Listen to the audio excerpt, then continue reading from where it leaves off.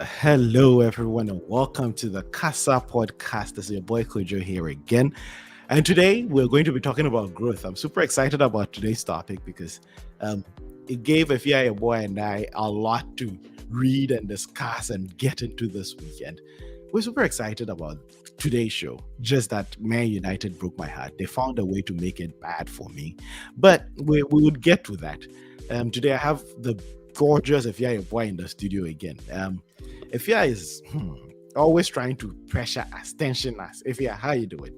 I'm doing well. I'm doing great. How are you doing? As good as Eric Ten Hag would make me. At the moment, I need 10 Hags because Look, we are not going to start off the show you with should Manchester you should United. not. In fact, Please. if you would do me the favor, Because that not would to, PSG. no, We could can we start not with just that. mention Man Something United more at all the interesting. entire show? No. That's Come not on, let's make possible. a deal. Uh-uh. Okay, let's get into what actually we're going to talk about today. We'll leave the Okay. menu stuff for when it becomes less painful. How was your week? What did you get into this week? Oh gosh, I had a full week. Mm, Like a very not stressful. I traveled. I had a workshop out okay. of town, so Mm. I went for a workshop, and Where then did you go? It looks like you're just traveling. You got casa money and you're just traveling all over the place. and let me remind you, the money is finished. So Uh, yeah, I'm still taking funds for people that have excess CEO, money. CEO. Yeah. We don't do that on the show. You can go and start a GoFundMe.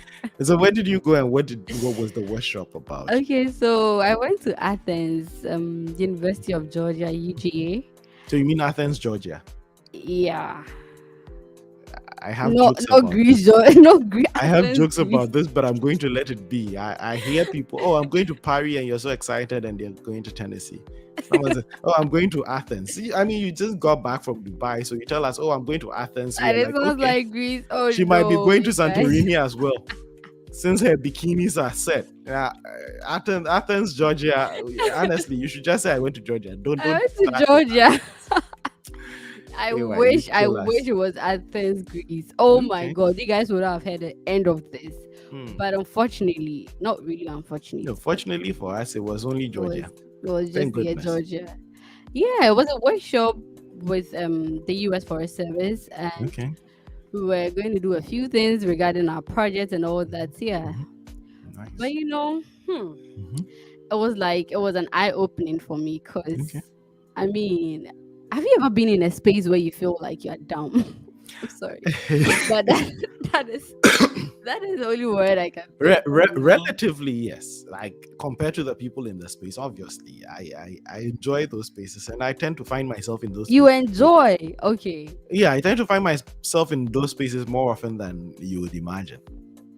Sometimes, yes, as you said, relatively. Sometimes I find myself in spaces where, Mm-hmm. yeah, I feel like I'm actually the dumb one there. Not dumb, Hmm. like the less experienced person there. But could do this one was different. Okay. Oh What my was god. different about this one? So we were working at the lab and everything, and I would spend like 30 minutes trying to figure something out. Okay. And one of them would just come in there, look in the microscope, and then in like 5, 6 seconds, we are Well, like but 5, 6 seconds, we are done. I'm like, wait, how did you guys do it? How did you guys do it? mhm. And I feel so like, oh my god, I know nothing. Like, am I really this dumb? Is it that? Honestly, it got me Mhm. thinking a lot. I felt so uncomfortable at a point. But the good Mm. thing is that the people there will not make you feel like, you're Mhm. actually dumb. It's Mhm. just they'll let you Mhm. know. We've been doing this for 30 years, 25 years, and above. Uh, You don't expect. that was what I was going to ask, and I think it ties in neatly. It's a good way to start our conversation on growth, right? Mhm. And the spaces that influence growth. I think you found yourself in a space where a lot of growth can happen. Seeing what Mhm. is possible. Um, I would set it up this way: the things we imagine possible and pursue, right, Mhm. take a whole new form when it's tangible. We actually get into a space where people are doing the things we dream to do. Like, if you wanted to be at that point in your career where you go to the lab and you know what you're doing, because I know you probably step in the lab now and you're still reading the manual, you're still consulting the head I have researcher, but books, 3 books open, website. exactly. Like you have to really be doing a lot of things to figure out what you're doing. And so being in a space where people show you what it looks like in 30 years, right, sort of makes the dream more achievable. You were talking about feeling dumb. And again, if people have been doing it for 30 years and you're around them, that is how it's going to feel. But sometimes I'm even in the space with my colleagues, and this is why I enjoy it, right? We would have a conversation, maybe an argument, a debate on something. And I leave the debate with the desire to go and read every article or everything these people talked about. And so the next time I meet them, and this is the funny bit, it's the catch 22. The next time I meet them, I'm so armed with the material from the last conversation, but unfortunately, none of it comes back up. And then they are throwing new stuff on me, and so I'm like constantly, like, it's like you're constantly behind the 8 ball. But what you're realizing is every time you spend in that space, you see what is possible. You see what's possible. So aside them sharing the experience of, I've been doing this for 60 years, what other things did they teach you? I'm sure there are tricks and things they picked up. Oh yeah, honestly. So for me, I thought I had to really read everything, get everything, like that is how they do it. But no, it actually comes with practice. So what we were doing was like insect identification and all that, and they have a key, like things you have to look out for. So for me, what I do is I've read most of the keys and everything, but you still see it and you're like, I don't know what they're talking, I can't find it there. Because in the book it's well drawn, is everything, and then physically it's like when you see it right in front of you, it's different from what you see in the book. So even if you've read a book, it's still different from what is actually happening. So they tell you to practice more, do more hands-on work. That is how you get through it. And honestly, I mean, it was a good space, but I don't like that. I don't like the feeling. For the first few minutes, like, this is terrible. I'm dumb. I don't. Yeah. And for those of you who have joined the live stream, if you've ever been in a space like that, a space where you feel like everybody around you knows a little more than you, or sometimes a lot more than you, share with us your experience. Go into the comment section. Let us know how it felt, where it was, and what you did. And AY, yes, coming back to not liking it. You see, these are what I call growth pains, right? Growing is difficult. Growing is rough on us, right? But just like the cocoon, right? When you finally blossom into this beautiful butterfly, then but to get to the butterfly stage is not easy. It hurts. The feeling of feeling dumb, it's really not a very pleasant one.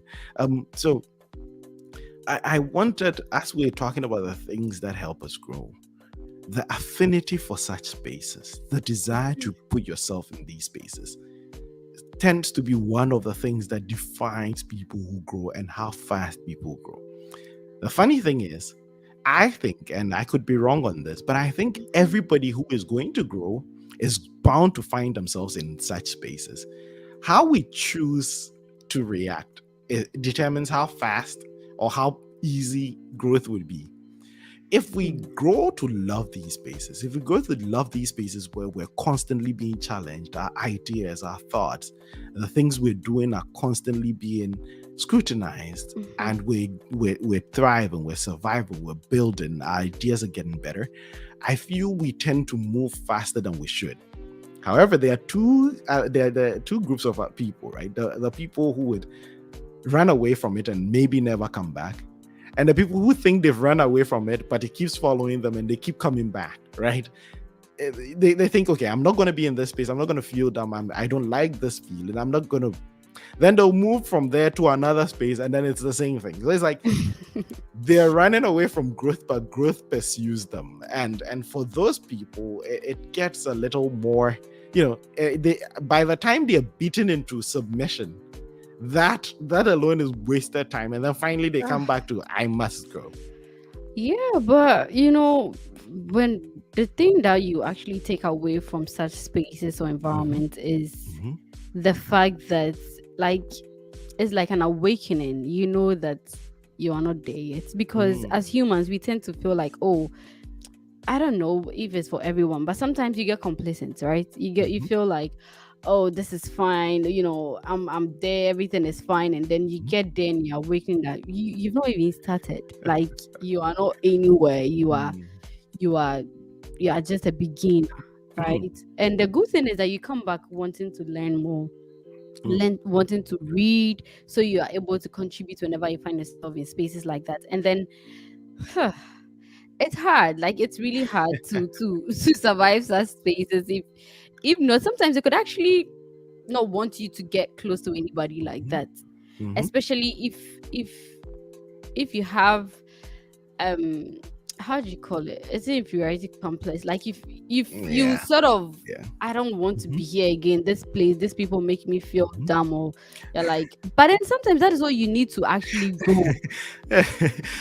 I'm laughing because Amanda just shared a comment, and we do have some of these conversations, especially Wanda, thank about you. Twitter Spaces and some of the things. But Amanda is saying if you're shining in orange, she is shining in orange, right?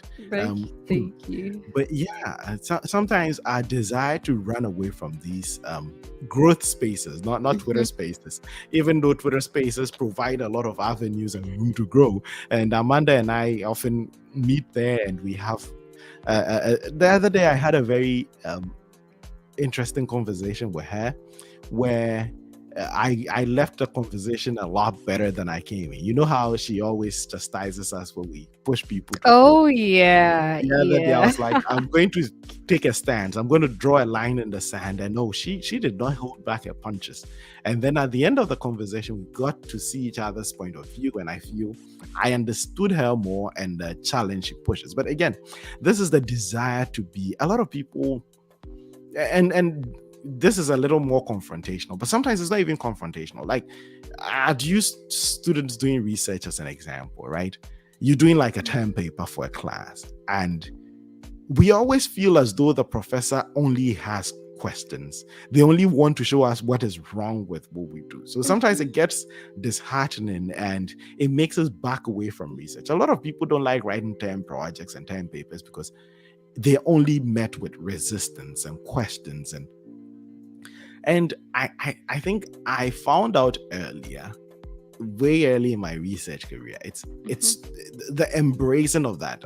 I mean, now that I do this for a living, I travel for Mhm. conferences and go and tell new people the stuff, and I'm sort of waiting for the feedback. I'm waiting for people Mhm. to rip me to shreds. Like, I come back, I get comments on my paper and I scan them and I put them there. So I have a bin in my on my computer for like reviewer comments and like discussant comments, right? But early on, when I started research, and you're like, okay, I want to do this, and you're hearing all the reasons why your question is wrong, your setup is wrong, it gets frustrating. But you don't grow if Does. you shun research because you're being questioned, right? And so for me, like, sometimes even craving to be in a space where you're not the smartest person, you're not even one of the smartest people, and there's so much to learn from people, and sort of even understanding the questions people are asking. That's another interesting thing, and I feel that's one of the things a lot of people don't appreciate. Sometimes they get the question and it's more of an emotional response, or like because they haven't truly understood the question that's being Yeah. asked. It gets very tenuous.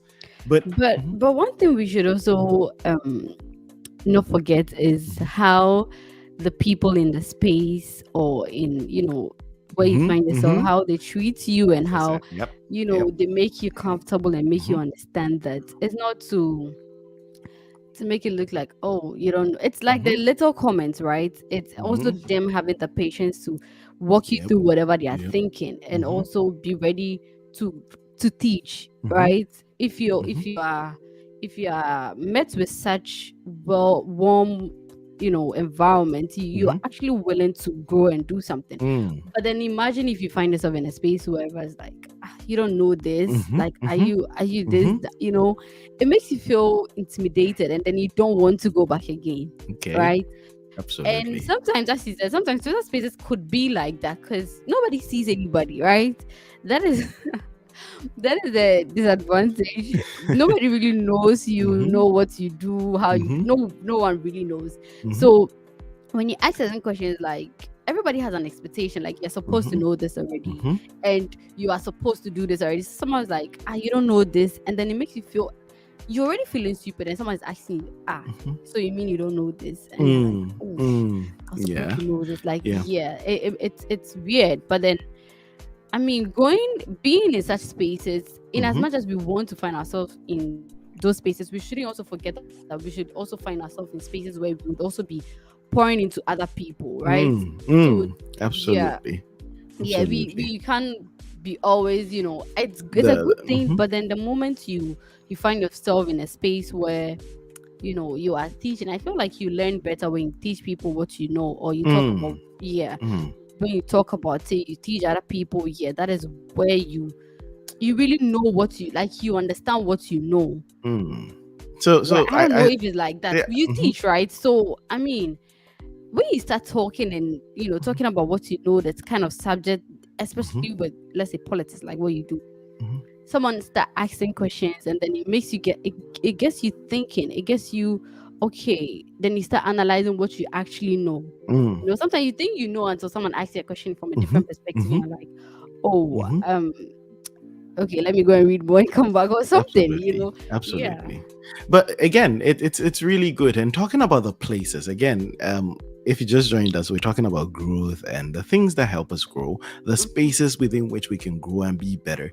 And if yeah, I think you pointed something out that I don't want us to miss within the space, Mhm. right? How information and training is carried on, how people pass their knowledge is crucial to whether or not it's going to be a place to elevate people or to That crash is true. dreams. And it's Yeah. one of those things. And this is, again, this is one of the reasons I appreciate Amanda, right? We're different. And she's the one, I think she's one of those people I find as my center, right?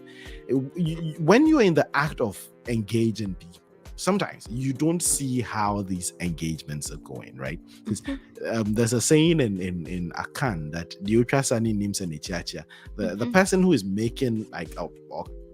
designing the path might Mhm. not see how the path is going turning crooked, right? And so Right. sometimes it's someone on the side that tells you, listen, your path is becoming a bit crooked. And she is one of those people who points that out to you. She's like, listen, I understand what you're trying to do here. I think your delivery is bad. You giggling in the corner with your mates is going to make the person feel you don't intend to teach them. You Yeah. intend to crash them. And I think there are a couple of people in the spaces we find ourselves in that would get the label condescending. Not because they intend to intimidate you with like the words they use and how they're presenting themselves, or it's just that people feel that way. The person you're trying to teach feels you're pushing them down. And I love this line about by Sheldon in Big Bang. It's one of the worst lines. Like, listen, I correct you not to push you down. I correct you to lift you up. Right? There's a way to do the exact same thing. You can correct people to elevate them, and then sometimes some corrections can be crass. So if we find ourselves in that space, and again, it comes down to what you were saying, don't always find yourself in the place you're being poured into, but also position yourself to pour into others. But if Yeah. you're going to do it, it's how it is done. It's the love with which you do it. That's what's going to make the space toxic or elevating. Amanda sent in another comment, and it's funny. We should get Amanda on the show one day, and We should. she's going We to should. really get into some of these things. She's great at ripping people apart in a good way. But everybody needs an Amanda in their life. If you're doing something and you don't have an Amanda telling you how you can improve it, you're lacking something. Amanda is saying, I always tell myself, if I am in a space and I'm the smartest, then I'm in the wrong place because I always want to learn. It's amazing. And I think these are some of the spaces that inhibit growth. sometimes, and this is why even in school, when you get a hang on the material, you're promoted, right? You have to go somewhere the conversation gets a little challenging. And so if you keep sitting in class 1 for 5 years and you're getting all the math right, you're getting 100 on all your assignments, you're not growing, right? Because Yeah, I mean, not, after a while, you have to learn some more. You have to get into new spaces. So yeah, yeah. Amanda is so right there. A space that can inhibit growth is a space you've outgrown. If you're still looking at your gas um, calculations and feeling like you're the smartest physicist in the world, it's about time you go to college, right? You've been doing this knob deck thing way too long. And Way too long. yeah, those things can inhibit growth. Rashid, correction to lift requires a number of soft skills: Skills. vocal tone, posture, the look in your eye, etc. Absolutely. This is actually true. The tone, Um, the posture, mhm, even the look in your eye, and this is what makes especially conversations on social media a little difficult, because people don't get to see the posture that's you're true. taking, the That's look, true. and it doesn't de-escalate some of the. Sometimes it's just a joke, but just because you're not seeing the person, you might not pick it up. It's so That's true. true. If you have the opportunity, use all these soft skills in conveying your message. Teaching and learning would really occur if you are able to use all these soft skills. And then it happens in the classroom a lot, right? Back to the Mhm, soft skill mhm, thing, mhm, especially when you're trying to teach people something, or when you're trying to, correct someone, as he said. These are things that we don't have to overlook. I mean, we mhm, all look at having actual skills, but our interpersonal relationship with people, how we talk, communicate, is very mhm, necessary. I'd give a typical example, right? So, mhm, my mom and dad had two opposite people. My mhm, mom is the vocal, loud, and mhm, everything kind of person, and my dad is the calm person. mhm. And whenever we do something that they both don't like, my mom will approach you, and how she's gonna approach you, you will not even regret what you did. Mm. Like, you're like, whatever. You're gonna Hardens act, you. look, just leave me alone. And my dad is gonna talk to you, will Mhm, not touch you, nothing, and mhm, you would want to cry. mm, Like, you would want to break down and will never look back. And that is mm. where I realized that there's power in how you communicate. You Because you communicate. could be really telling someone very important thing, but Mhm, just because of how you put it, mhm. the They message is might lost. not even want to learn. They don't want to even Yeah, hear you speak, yeah, see you, nothing. absolutely. And so most often when we are talking, or Mhm, when we are with people, we have to really consider how we talk to them, the position, our mhm, non-verbal, I mean, how you mhm, look, so mhm, everything really counts. Yeah, mhm. so I just wanted to And, point and that and for out. those people who are not good at it, like I said, I would always recommend Amanda. She would probably do a master class on it. If you're not good at reading your own posture, you can get her in the room and she can read it and tell you. I'm going to work with her, and we're going to design an internet program, or we might even design a podcast to correct people who can't pick up these soft skills. She's the queen of the soft skill movement. But again, I mean, we're talking about spaces that help people grow, but sometimes people get stagnant, and over time they cease to grow, and as more time passes by, they head towards a new territory, a Yeah. territory I want us to point our attention to, or turn the conversation towards. So we've seen the things that make us grow, we've seen the spaces in which we can grow, we've seen Mhm. the things that should exist in this space. But this week I came across this article and I shared it with Ifya Yeboah, and we have had a ton of fun Oh, discussing yeah, this. yeah, yeah, We've had a yeah, ton of fun discussing it. The article is the basic laws of human stupidity. And the title doesn't do the paper justice. I'm telling you guys, if you can, just yeah. look for this. It's Carlos Apollo's The Basic Laws of Human Stupidity. And I came across it and I was like, this is something AY has to read. And she read it and we've had a nice discussion. And we definitely want to share some of the things, the nuggets we picked up in that book. Because once you stop growing, and even for some people who've grown and are growing, we tend to make mistakes that cost way too much than they should. And over time, there are people who become chronic offenders of this code. And so, and I realized it's just because a lot of people don't know they're being stupid, or their actions, and they are becoming chronically stupid. And so I was like, hey, this would be good. We can grow if we can avoid all the things that would make us stupid. So yeah, the Basic Laws of Human Stupidity was a good one, and I think we can jump into that. Anyway, the book I outlined like 5 main laws of human stupidity, right? And let's get through it, just for those who haven't. And if you do have the opportunity, please give it a read. It's an interesting book. It's definitely going to go way deeper than we would on the podcast. But the first law is that everybody underestimates the number of stupid people. Everybody, whenever we're doing whenever we're sort of calculating how much stupid people or stupidity we're going to deal with, we always lowball it. We always go with a very low estimate. Anyway, in reading that, and at least they did give the explanation. What did you get? What did you pick up from that?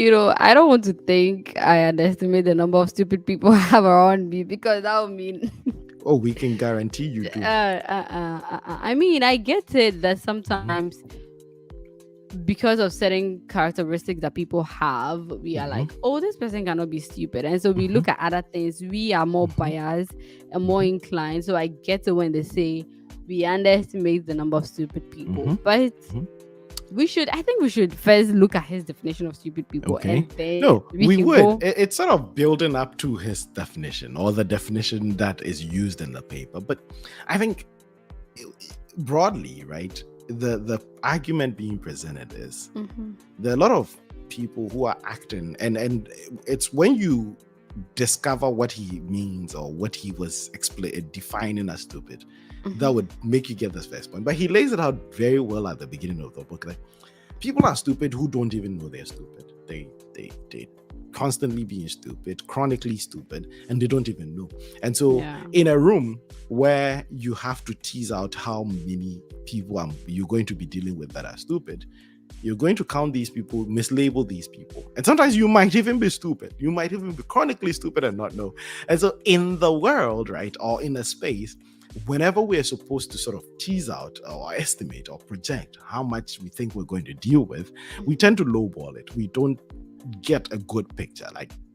And it feeds into the second one, because we lowball it because we have some expectations of who a stupid person is. Yeah. We have our own preset definitions. And I like how he builds up these laws and interconnects them. So he's telling you, whatever you think the number of stupid people are, it's not. Right? It's not. It's way higher than that. And it's because you have some preconceived notions. And then the second law sort of starts decoupling our preconceived notions. But for those of you who just joined, Song just joined. He said, I'm late again. I was cooking beans. Song, you listen, just take the role. Now that you're here, class prefect, take the role. You're late.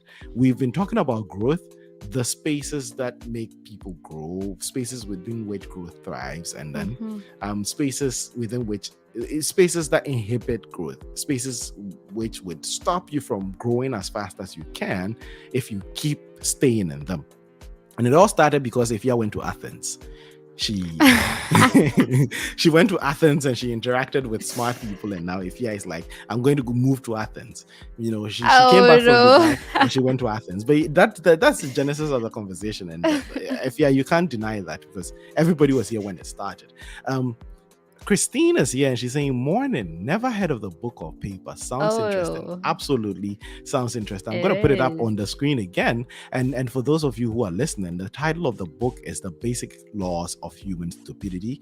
And it was by Carlos Cipolla, an Italian I think he was an Italian social scientist, and he wrote this book. Okay. And it's a short read, but a very interesting one. So the first law was that everybody underestimates the number of stupid people. The second one is the probability that a person is stupid is independent of any other characteristic.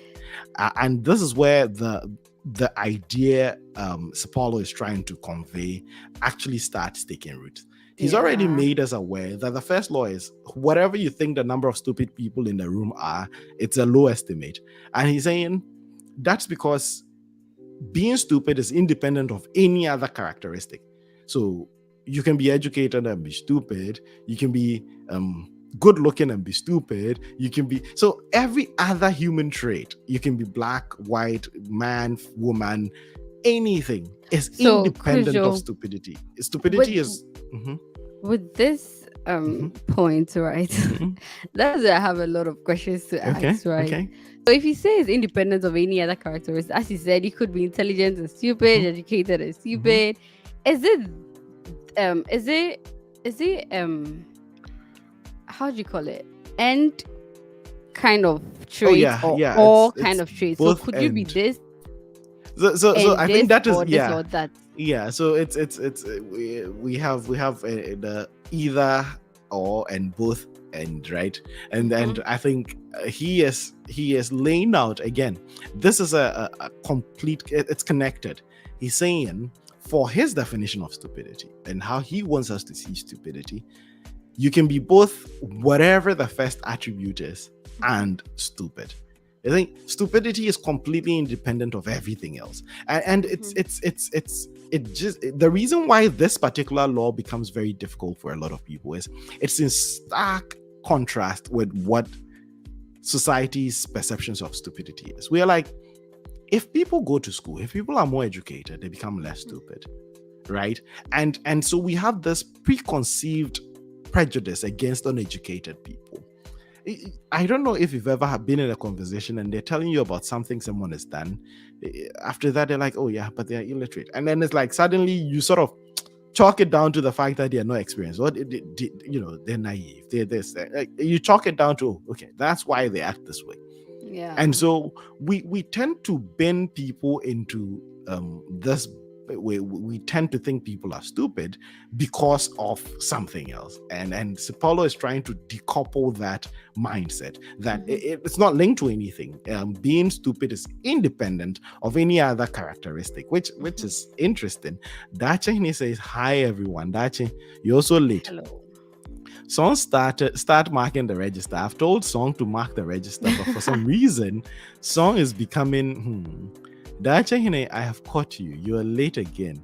Just like the video and keep quiet. Absolutely. You can like, share with the video with your friends again. That's going to be fun. The conversation is getting even more interesting. So if you haven't invited your friends yet, just take a second to share this link with your friend, right? Because I'm sure they would also want to learn and, get to know the laws of human stupidity. Even though you missed the growth part. And this Suleimani Idrisu said, first time here, chief of staff. Eish. Ish.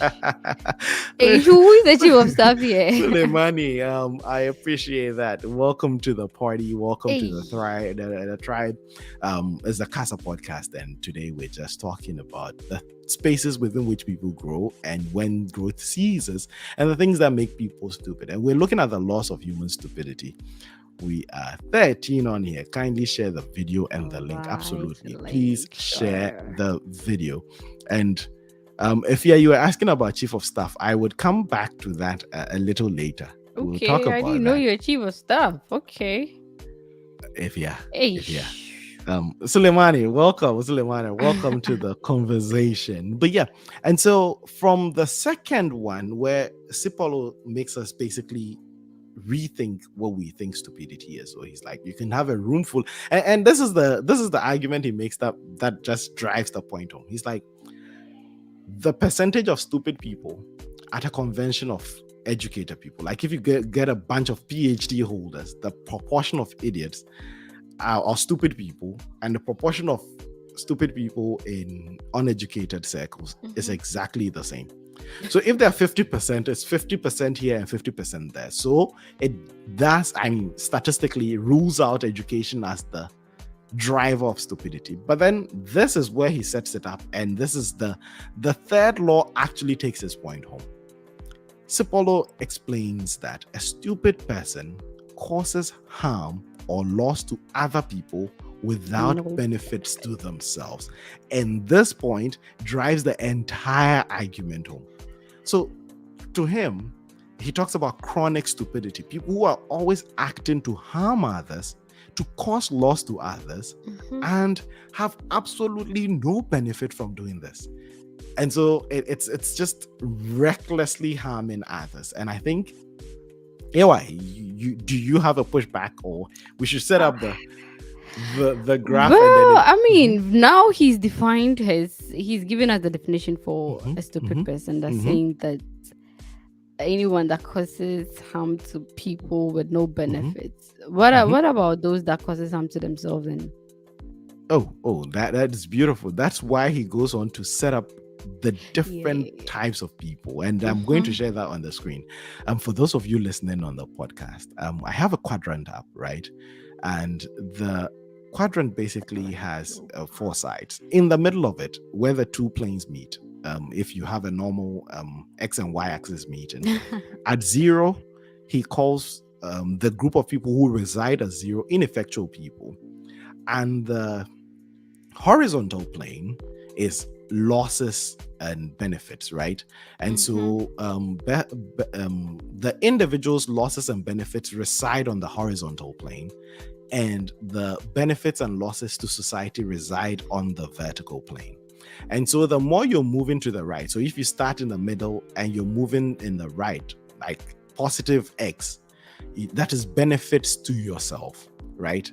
Things you do that bring benefits to you. And if you're going left from 0, it's losses to you. And then if you start on the horizontal axis from 0 and you're going up, it's benefits to others. And if you're going down, it's benefits, losses to others. And this quadrant right here explains everything Sipolo is trying to get at. And he's saying intelligent people benefit themselves, or they take actions that cause benefits to them and benefits to others. And so they live in the positive quadrant. If you're looking at the number, the basic number line quadrants we have. So positive X, positive Y, doing good to yourself and doing good to others makes you an intelligent person. And if your actions tend to bring a lot of good to people, benefits to people, and sometimes bring benefits to yourself, you reside in this quadrant. And he says there are people called helpless people or heartless people who often do things or chronically take actions that bring good to others but cause them a lot of loss. And so they live in the negative positive. So negative benefits to themselves, but positive benefits to society. So these are the self-sacrificing people, the people who jump in the fire to save everyone else. They would harm themselves just for the good of the entire society. And Sipolo puts them in the helpless people category. Then we have bandits. Bandits are people who cause a lot of benefits to themselves and losses to others. And in this case, it ties in very nicely with Mansur Olsen's bandits. So Olsen sets up the state and talks about our leaders, government being bandits. So exactly. Ghana government. They benefit themselves and they cause losses to everyone. I didn't hear that. I am not even making the joke. This is political theory right here.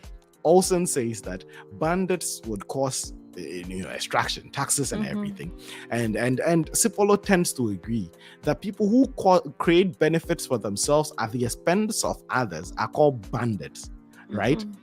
And the last quadrant, the negative quadrant, is where stupid people live.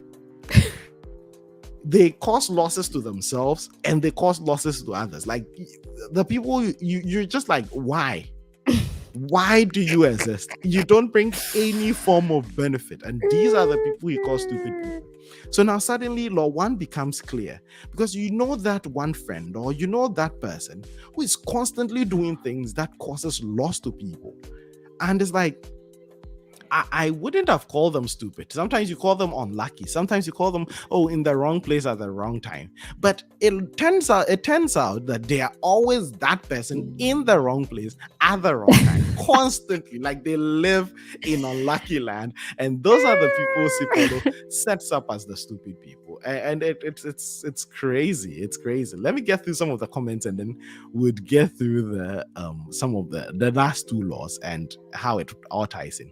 Stupidity, I believe, is subjective. Yes, it is subjective, but if you do set it up this way, again, just to make things clear, so he only isolates benefits, and benefits appearing in two quadrants: benefits to yourself and benefits to others, or losses to yourselves and losses to others.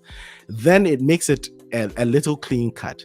Kindly share the name of the book later. Okay, I will. I would definitely put it back in the put it in the description of the video. But it's Mark Sipolo's The Basic Laws of Human Stupidity. Miss Green, I hope you're doing well. Welcome. I'm really happy to see you join us again. The effect of someone being stupid actually affects the people close to them more than they themselves can imagine. Absolutely. And with Suleimana, I think we're going to go into some of those, like why Sipolo took time to write this book, right? Because it's the effect, right? And it's the fact that there are people who are acting stupid or chronically stupid without even knowing they are stupid. And it's like, analyze the things you're doing, analyze your actions. If you're a student, your parents are sacrificing everything to put you through school. You're not studying. You're whiling away all the time.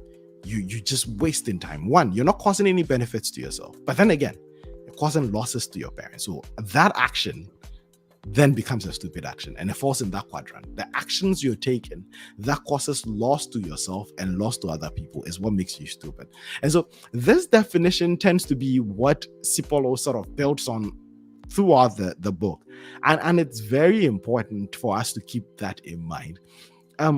Song is saying helpless people are mostly considered stupid in most societies. Yeah, absolutely. We mislabel them. Even though those guys are primarily heroes, their actions can be considered stupid as well. Absolutely. We mislabel a lot of them. And especially when we look at it from a self-preservation standpoint. You know, when scientists dedicate their entire careers to solve certain issues that brings them no money, but really advances the human cause. So we will look at someone like Tesla in this category, right?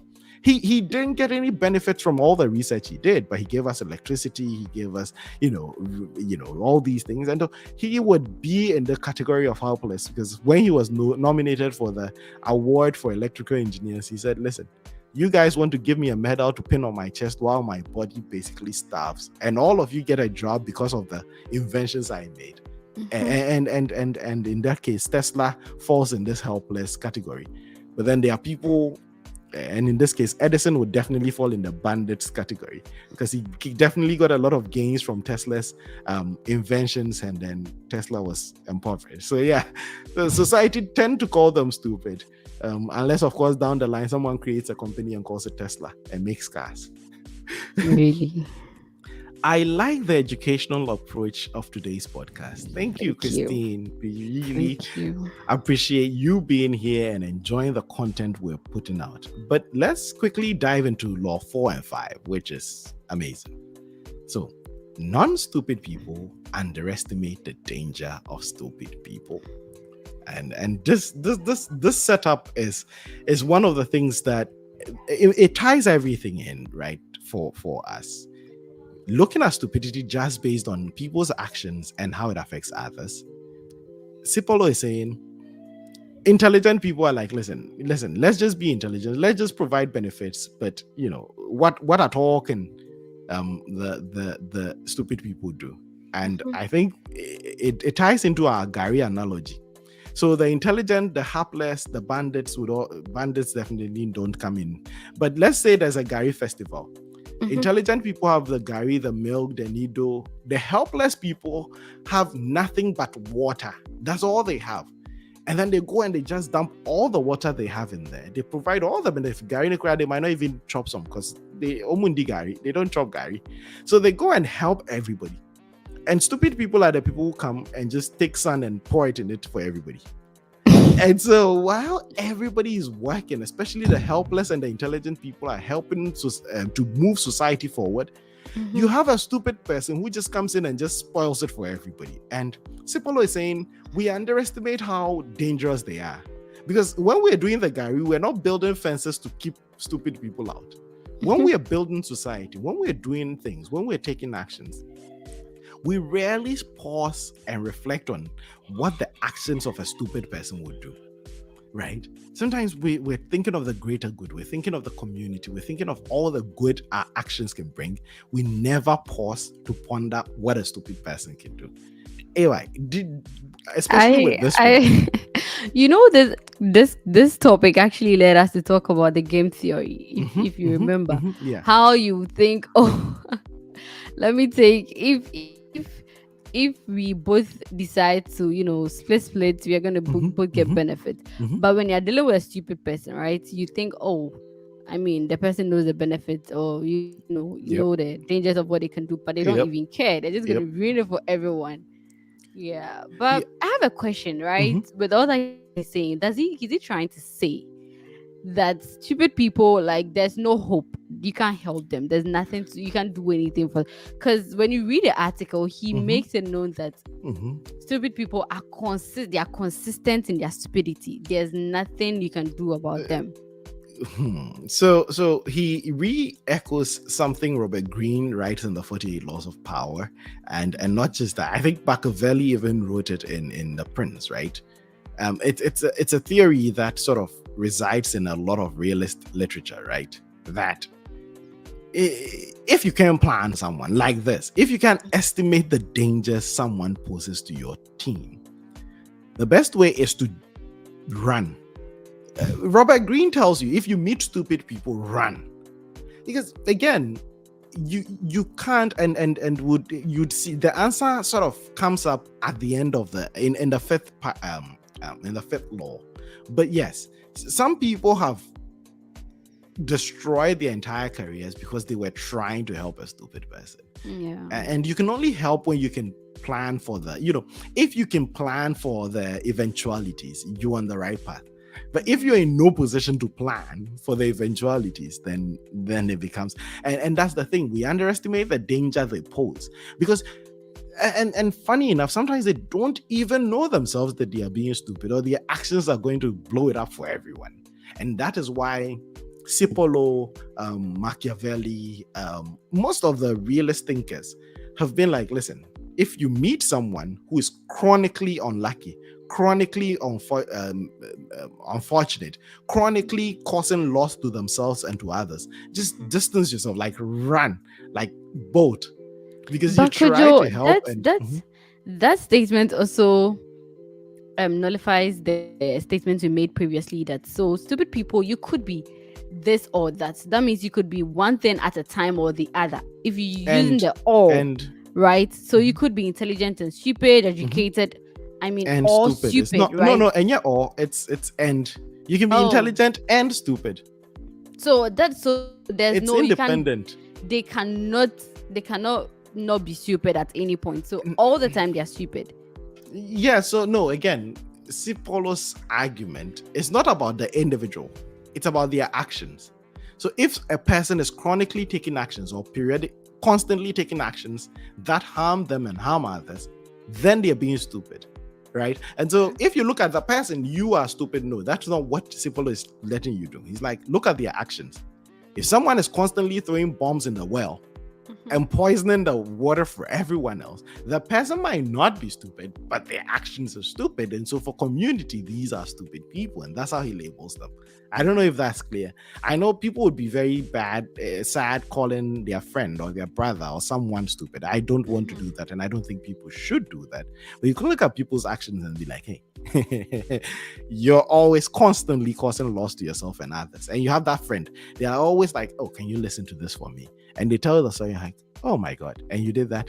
You actually said that to your boss? Are you trying to get fired? Like it's like constant. Ask for them every day. They come with. That's the thing. Let me get into some of the comments, and then we'll get to the last law. Suleimani, how is stupidity measured? Does it mean people who do things in the opposite can be called stupid? Is being dull termed as stupidity? So, uh, Suleimana, in this In case, this it's just case, the effect, right? the And actions. yes, the effects of the actions, and that's what Robert Greene says. Nobody cares about your intentions. We care about how your actions affect others, right? So the things you do and how they affect others is how we're measuring stupidity. And in this case, if you're causing loss to people and causing loss to yourself, and not just in a one-off situation. There are smart people, intelligent people who can do stupid things. But if you chronically do that, if you constantly do that, if you're always doing things that harm yourself and harm others, then you, in this case, in this theory, and again, this is just one theory, this is just one, way of looking at this, would be defined as stupid in here. Average of your 5 closest friends. Oh, oh, oh. Now that's a good answer. Now that's a good answer to this. How are you going to measure stupidity? Find your 5 closest friends and see their actions together. And if the average is stupid, you might be associating with a lot of. Oh gosh. I have never heard that, but I'm going to definitely put that down and use that to judge other things. When it comes to so many things, I look at my Okay. 5 closest friends, and it would. I mean, because they say birds of a feather flock together, right? So I think Yep. Christine has given us a very good way to look at this. AY, you're not my friend though, because if I go and do the averages, mostly people get categorized wrong.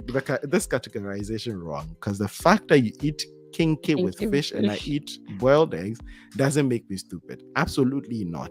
Absolutely not. Actions that have no effect on other people cannot fall here. So Though it falls at the ineffectual people, you don't affect yeah, any. those You are. things on this place, these people reside at zero. There always has to be an intersection of the two lines for us to be able to start evaluating it, right? Yeah. So an action has to hit both x and y before. So if it's just y, we normally don't, yeah. Okay, if you're the smartest in a group, they encourage you to find new friends. But are the people accepting you as a new friend stupid because you be their new non-smart friend? And I think this goes back to your average of 5 friends thing. Christine, this becomes very difficult, right? So if you're way smarter than the group of friends you hang out with, you're supposed to then move into. But what if you find, again, this is a good discussion we can have for another day. If you find people who are on the same level, you shouldn't necessarily be above or below. If everybody is below, go to a place where you're just equal. So generally, you find friends you can grow with. So you should be close to being on par or on par so that you grow together. Iron sharpens iron. So if you're an iron and you're constantly rocking with wood, yes, you would get dull and nobody's going to sharpen you. If you're Bessin and you keep constantly rub with hard iron, you're going to be in trouble someday. Guys, my question is, can someone move through all these stages from being stupid, helpless, intelligent, and banded Yeah. at a period? I think we're all stupid. Hey, because it depends on the situation. I disagree. I retract that statement. If you're listening on the podcast, I am reading a comment by Song, and he said something at the last part. I retract that statement. I refuse to be a part of this. If you're a boy, I leave you to answer this. This is yours. So I mean, that was what I was saying, right? From his article, he makes it known that stupid people are consistent with their stupidity. So Mhm. it's like there's no. That's why I asked there. Could they change? Could they be educated? Could something be done about them? Like, could you do something? Mhm. And then it looks like everyone is saying, "Oh, if you miss stupid people, just run because there's no helping." Mhm. So to answer your question from the article, no, you cannot move from being stupid to being intelligent from the article because according to him, you are consistent with your actions. Like you Mhm. consistently cause harm to Mhm. others and yourself. That is Mhm. what it says. But I think in reality, it's not like that. Like you do sometimes, and then Yeah. sometimes you realize, and Yeah. then you just And again, I think most of these things are just these theories help us as a starting point. A lot of people see theories as the end point. No, this is the starting point. We start the analysis from here, right? And then you can see the exceptions to the rules. You can see where these rules don't apply because rules don't apply everywhere, right? And so it just gives us a starting point. And for you to get the starting point, you really have to cut out a lot of the moving parts and leave only one or two things moving so that you can come up with a theory. But so I refuse that last sentence. Sophia. I know it's cracking a lot of people up.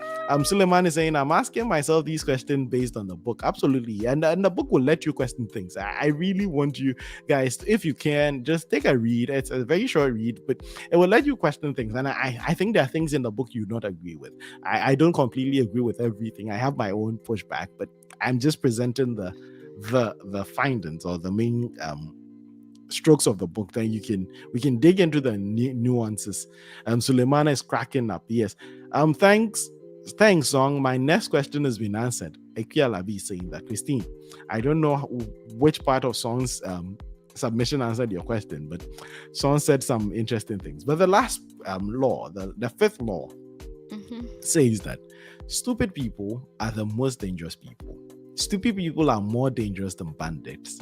And here Sipolo sort of explains, and for those of you listening, the graph is still up, and in the three quadrants, you can plan for all these people.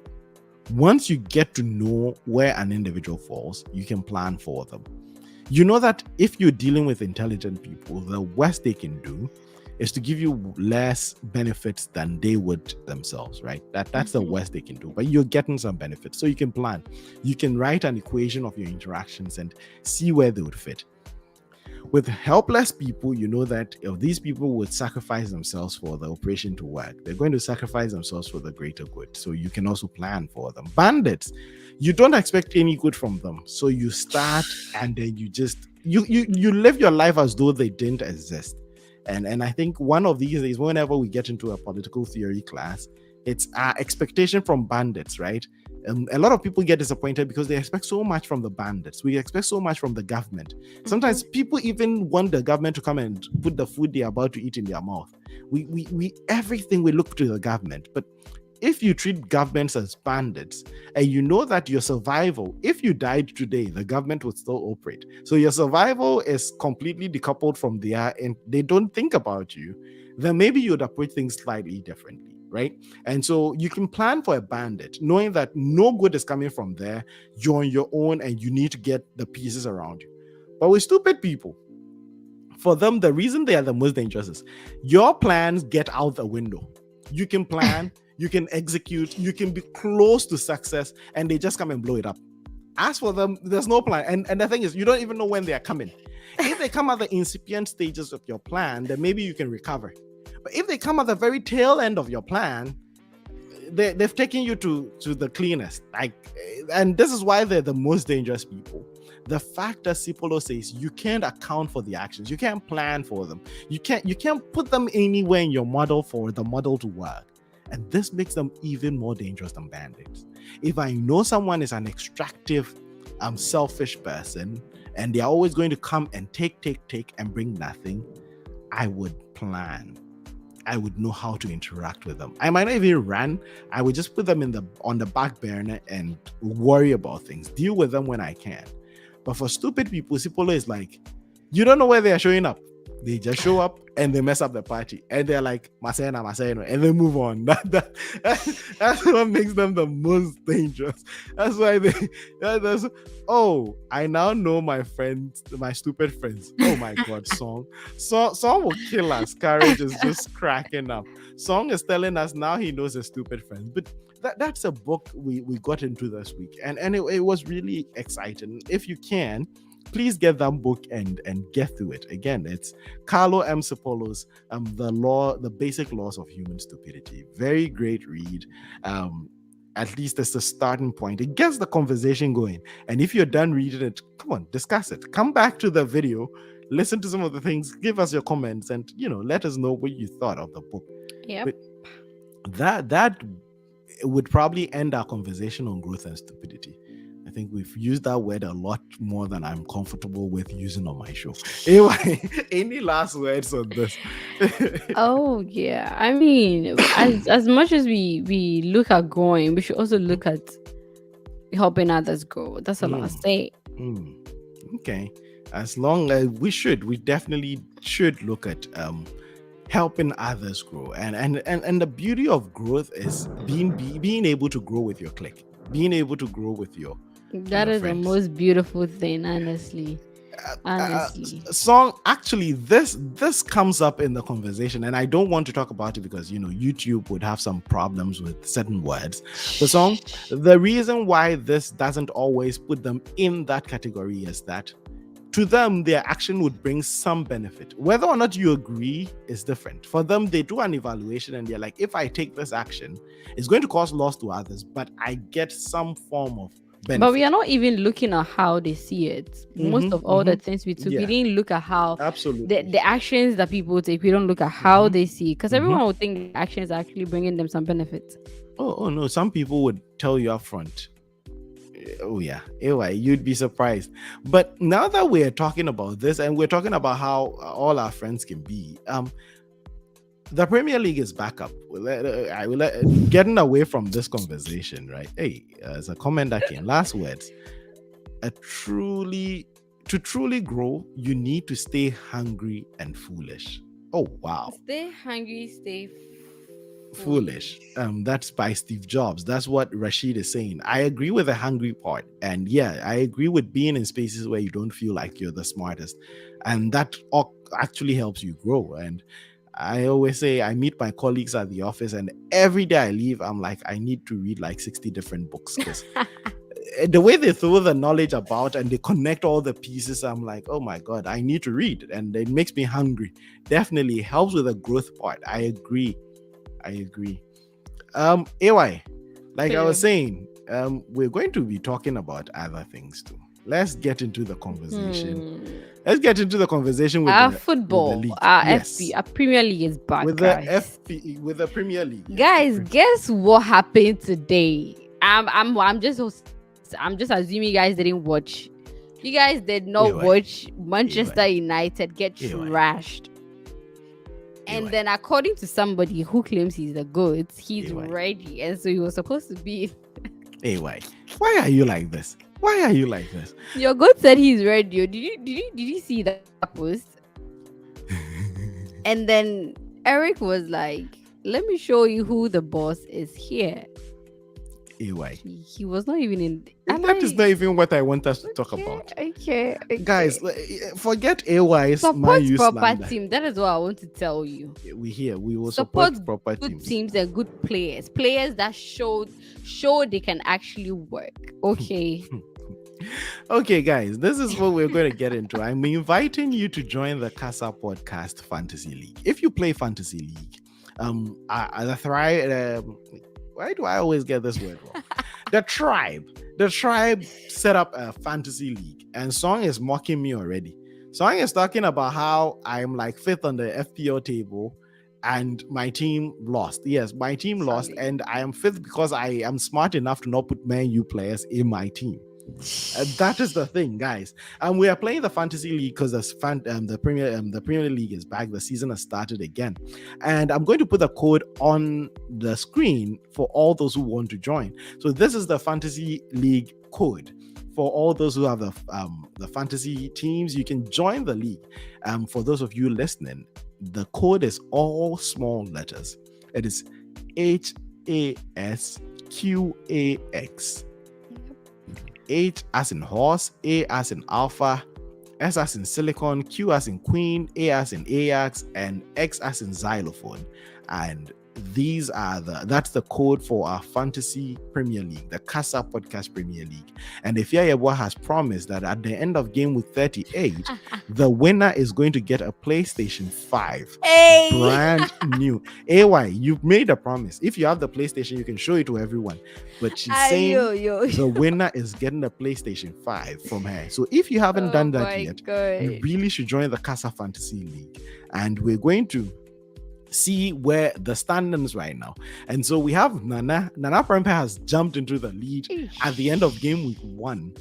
Song, who has been here ripping people apart and laughing at us, is second, and your host is third. I would get up Do there better. because Do better. I need to win this fantasy league. You and can't win be the, third and your team is also losing. Like, really? We have Eric Don Hag FC. Hey, Eric Don Hang. Some of the team names are just funny. Lelo is on here. He's also fourth. Who said Chia? That's Arif. Ari, we need to see you do better. Power is on here. Benjamin, Pauls. So if you haven't, please, we have 15 people in. Amma Glover was here. She was live on the show today, and Amma is also in here. Mina is here. Kukwa is here. Everybody is here. So if you haven't, Chris Kwechinya, guys, your boy Chris is chewing small. And there are some teams waiting on the sidelines going to join next week. We have PY coming in. Papayao is back and he has his fantasy team going.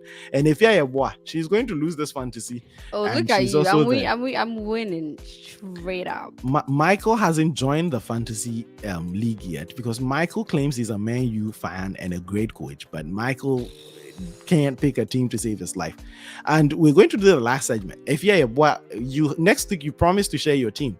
What we're going to be doing at the end of every show is we're going to share our teams so that you people can, and we discuss the team. But this is going to be my team for the next. Hey, please don't look at my sign-in. No, please don't look at my sign-in. You've seen it already. Hey, AY, it's not signing in. This is where I have to stop sharing. Okay. This is where I have to stop sharing.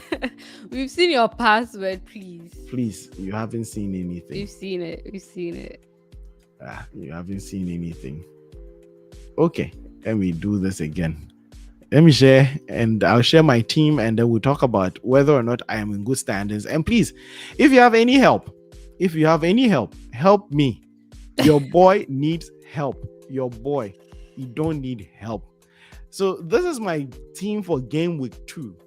Let's see. I still have Allison. I have Zinchenko, Johnny Cash. I have Alexander Arnold. I don't think I'm going to change anything at the back just yet. They didn't do so well, but I think they have pretty decent lineups coming. Crystal Palace would not give Liverpool much of a challenge like Fulham did. And I think Leicester, and this is where, if I'm going to make any changes at the back, this is where I'm thinking. I don't think Arsenal might keep a clean sheet at Leicester. Johnny Cash, I don't think Everton is that deadly, so I think I would hold on to him. Now, this is where the real tooling is going to occur. Odegaard had a lot of promise coming in, and I still think I would hold on to him. Okay. Foden, I completely think he's going to be better. I didn't even look whether or not how many points he got this. I think his points was like 1 or 2. He got 3 points. I mean, they kept a clean sheet. Points, so, yeah. So I think my team is going to be mostly the same, the exact same. Salah still with captain. He gave me 24 points. I don't see the need to change. I think Rashford might fall out of my league, my team. How do you have Rashford in there? Because I thought because Man U had the striker deficiency, he was going to play Rashford up top. That was my miscalculation. And he did not. And so, yes, I thought he was going to be at the end of the attack and maybe get a goal or two. This guy was blasting over the bar like something. Bruno is a budget midfielder who can get among the goals. That's why I have him. And my greatest disappointment is Harry Kane. I can't have your team score 4 and then you don't score. That's just sad. He didn't even assist. He didn't assist. He didn't do anything. And yes, Gabriel Jesus really disappointed me this week. Wait, you took Harry Kane in place of Haaland? Yes, because I felt, again, I tell people with my team, if you look at everyone on the team, these are EPL tried and tested players. I felt for the game week 1, I didn't want to make any adjustments just yet. But the good thing with having Harry Kane is, and this is what I do, I'm sure a lot of people who have been doing my manager for a long time would also do.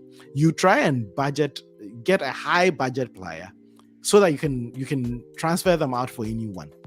Because when you're doing the transfers, you need a budget for it. And Harry Kane is at the top. So if I want to switch from Kane to Haaland, Kane to Ronaldo, Kane to anybody who picks form, it's going to be easy just to transfer them out because I have the funds for that.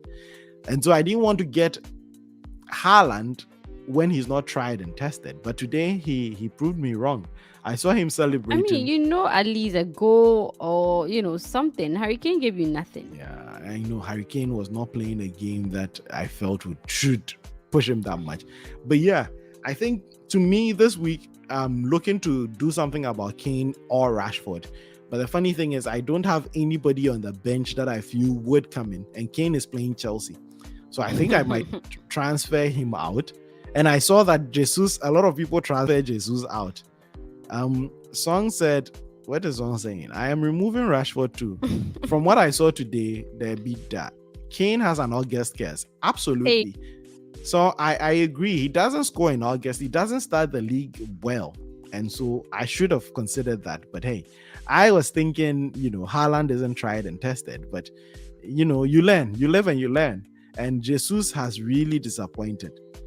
Shout outs to AY. We've been family on PY Radio, and I'm seeing her for the first time. She is gorgeous. I don't know this person. Absolutely. I mean, maybe I know the handle, but you don't know Sule. You know Sule. You've seen Sule. Oh yeah. I know. I know the account. Yeah, now I know Sule. Okay. Yeah. So yeah, let me put a VIA boy up again on popular. By popular demand. Ifya Yeboah is gorgeous. Yeah, Sule, she is gorgeous, and she's always a ever-present gorgeous Ifya Yeboah. Put Ronnie, he's scoring. Forget Nana, Michael, forget. No Man U player is coming near my team again. Rashford has 2 weeks to go. I can't transfer him out now because I don't have the free hit, the free transfer. He is leaving. Put Ericsson. Look, Kwame, go and sleep somewhere. If this is the advice you're going to be giving people on fantasy, then please don't advise anyone. But guys, that's been our show. Today we talked about growth, the spaces that facilitate or enable people grow, and the spaces that inhibit growth. We also talked about stupidity and the 5 laws of stupidity according to Carlos Ipolo. And then we looked at my fantasy team, and unfortunately, fortunately, we're not even going to dive into Man U, and Kwame wants to bring Man U into this. But join the Kasa podcast. Wait. I know we've ended, but what is happening to your goats? Which goat? Ronaldo, of course. Oh, we used him for Salah last year, so it is done. It is done. We'll get into a lot more. Again, now that the season has started, we're going to get into a lot more. But you guys didn't allow me to talk about Messi today. You guys, did you see his performance yesterday? 2 goals, 1 assist. That's what Messi did? Yeah. Good for him. I had a chance to watch the game, but I opted to sleep instead. And so, I missed. Instead of wasting your time to watch Man United. If I don't close the show today, if Yeboah is going to take digs at me, that will make me throw my remote at her. I'm not like Kukwa. I have my remote ready. Kukwa would you could have entertained yourself with a better game. I should say that was the best game for the game week 1. You could have done that. I guess now that the trolling has begun, you opted out. Listen, you opted out. You slept. Listen, and then decided to wake up early in the morning to watch the trolling this hot morning. Your so-called team. Anyway, can we please? Can you believe Brighton actually trashed you guys in your first game? How is this happening Brighton? On my show? No. It's okay. Okay, fine. I'm not even trolling. At this point, I'm not trolling. Honestly. Can we wrap up the show? Honestly, you guys had the best preseason, and we didn't hear the end of it. And Eric is here, and and I was expecting at least a 1-0, like something, do something. Your first game, and you were trashed.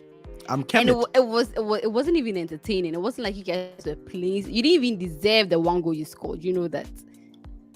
Whatever is in this cup is not strong enough for what you're doing. Please. No, it's terrible. And I don't even know how you support Man U. Like, tell me, How do you support Man? I don't blame you. Is that I even a blame Eric team? Ten Hag. I blame Ten Hag for all this, guys. No, you can't blame The Ten Hag. the trolling must end. We It can't take shouldn't. this till May. Guys, you guys should do something about. You cannot. How are you supporting Man United? Anyway, at this point, I want us If to that end is your team, we have to. We have to really.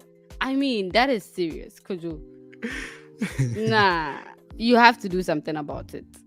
Man, you is your team. You wake up at 6 a.m. when you can't even wake up.